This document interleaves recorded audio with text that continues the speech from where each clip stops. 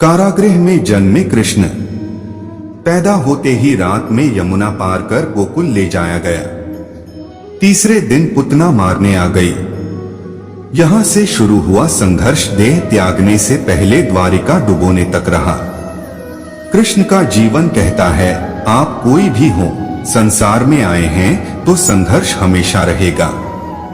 मानव जीवन में आकर परमात्मा भी सांसारिक चुनौतियों से बच नहीं सकता।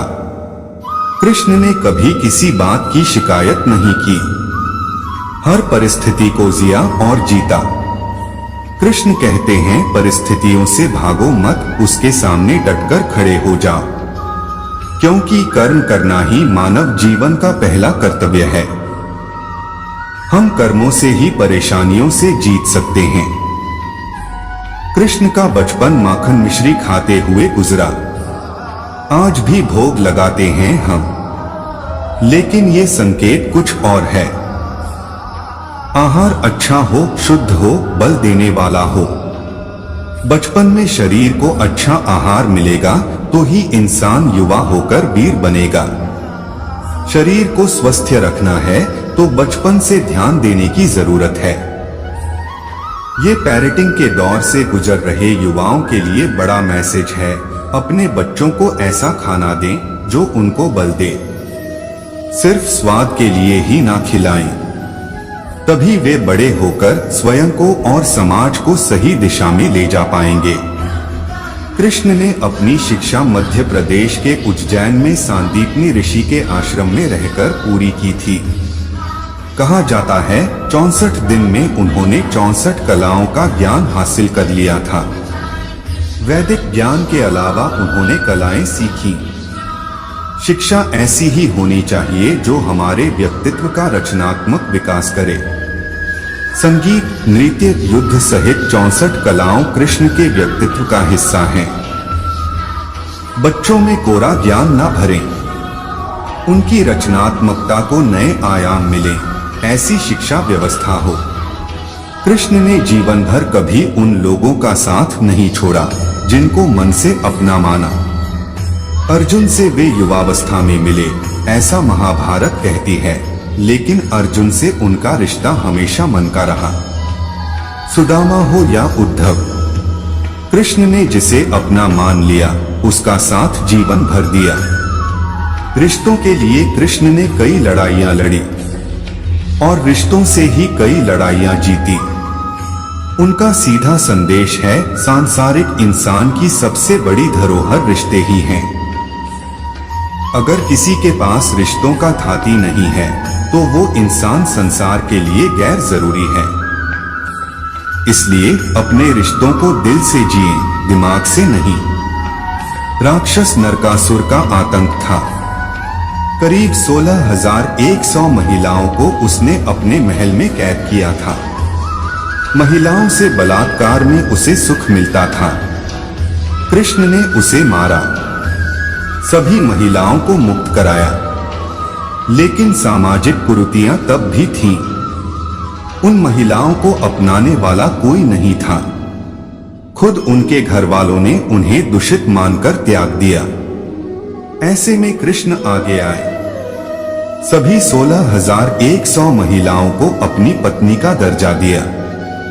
समाज में उन्हें सम्मान के साथ रहने के लिए स्थान दिलाया। कृष्ण ने हमेशा नारी को शक्ति बताया, उसके सम्मान के लिए तत्पर रहे। पूरी महाभारत नारी के सम्मान के लिए ही लड़ी गई। सो आप कृष्ण भक्त हैं तो अपने आसपास की महिलाओं का पूरा सम्मान करें। कृष्ण की कृपा पाने का ये सरलतम मार्ग है।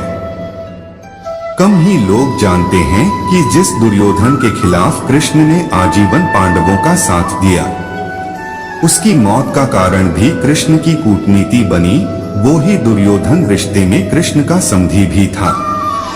कृष्ण के पुत्र सांब ने दुर्योधन की बेटी लक्ष्मणा का अपहरण करके उससे विवाह किया था, क्योंकि लक्ष्मणा सांब से विवाह करना चाहती थी, लेकिन दुर्योधन खिलाफ था। सांब को कौरवों ने बंदी भी बनाया था। तब कृष्ण ने दुर्योधन को समझाया था कि हमारे मतभेद अपनी जगह हैं, लेकिन हमारे विचार हमारे बच्चों के भविष्य में बाधा नहीं बनने चाहिए। दो परिवारों के आपसी झगड़े में बच्चों के प्रेम की बलि न चढ़ाई जाए। कृष्ण ने लक्ष्मणा को पूरे सम्मान के साथ अपने यहाँ रखा। दुर्योधन से उनका मतभेद हमेशा रहा, लेकिन उन्होंने उसका प्रभाव कभी लक्ष्मणा और सांब की गृहस्थी पर नहीं पड़ने दिया। कृष्ण ने महाभारत युद्ध के पहले शांति से समझौता करने के लिए पांडवों और कौरवों के बीच मध्यस्थता की। हालांकि दोनों ही पक्ष युद्ध लड़ने के लिए आतुर थे, लेकिन कृष्ण ने हमेशा चाहा कि कैसे भी युद्ध टल जाए। झगड़ों से कभी समस्याओं का समाधान नहीं होता है। शांति के मार्ग पर चलकर ही हम समाज का रचनात्मक विकास कर सकते हैं। कृष्ण ने समाज की शांति से मन की शांति तक दुनिया को ये समझाया कि कोई भी परेशानी तब तक मिट नहीं सकती जब तक वहां शांति ना हो, फिर चाहे वो समाज हो या हमारा खुद का मन। शांति से ही सुख मिल सकता है, साधनों से नहीं। महाभारत में जुए की घटना के बाद पांडवों को वनवास हो गया। कृष्ण ने अर्जुन को समझाया कि ये समय भविष्य के लिए तैयारी करने का है। महादेव शिव, देवराज इंद्र और दुर्गा की तपस्या करने को कहा। कृष्ण जानते थे कि दुर्योधन को कितना भी समझाया जाए, वो पांडवों को कभी उनका राज्य नहीं लौटाएगा। तब शक्ति और सामर्थ्य की जरूरत होगी। कर्ण के कुंडल कवच पांडवों की जीत में आड़े आएंगे, ये भी वे जानते थे। उन्होंने हर चीज पर बहुत दूरगामी सोच रखी। कोई भी फैसला तात्कालिक आवेश में नहीं लिया। हर चीज के लिए आने वाली पीढ़ियों तक का सोचा। यही सोच समाज का निर्माण करती है। पांडवों के राजसूय यज्ञ में शिशुपाल कृष्ण को अपशब्द कहता रहा। छोटा भाई था लेकिन मर्यादाएं तोड़ दी। पूरी सभा चकित थी, कुछ क्रोधित भी थे, लेकिन कृष्ण शांत थे, मुस्कुरा रहे थे। शांति दूत बनकर गए तो दुर्योधन ने अपमान किया। कृष्ण शांत रहे। अगर हमारा दिमाग स्थिर है, मन शांत है, तभी हम कोई सही निर्णय ले पाएंगे। आवेश में हमेशा हादसे होते हैं, ये कृष्ण सिखाते हैं। विपरीत परिस्थितियों में भी कभी विचलित नहीं होने का गुण कृष्ण से बेहतर कोई नहीं जानता। कृष्ण ने दुनिया भर के राजाओं को जीता था। जहां ऐसे राजाओं का राज था जो भ्रष्ट थे, जैसे जरासंध, लेकिन कभी किसी राजा का सिंहासन नहीं छीना।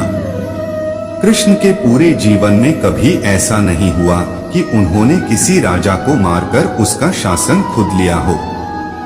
जरासंध को मारकर उसके बेटे को राजा बनाया, जो चरित्र का अच्छा था। सभी जगह ऐसे लोगों को बैठाया जो धर्म को जानते थे। कभी किंग नहीं बने, हमेशा किंगमेकर की भूमिका में रहे। महाभारत युद्ध में भी खुद हथियार नहीं उठाया।